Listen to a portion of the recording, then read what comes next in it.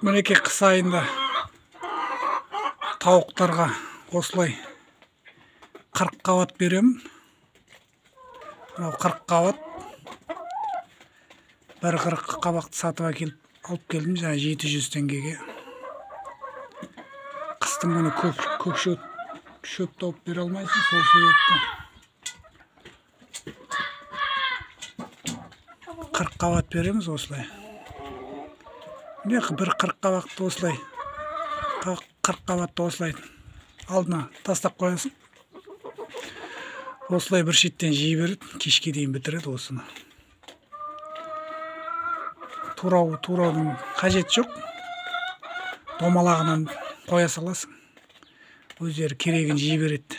Анандай турап сатсаң, құмға былғап тастайды, боққа былғап тастайды. Желінбей қалады, дұрыс, зая болады. Міне осылай тұтастай берген ыңғайлы болады.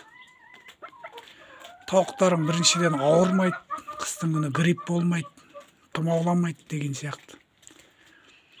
Және де жұмыртқа тууына да көп пайдасы бар.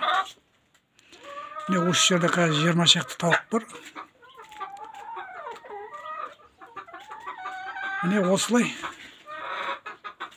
пайдасы өте зор 40 қабаттың. Осылай сендер де берсеңдер болады.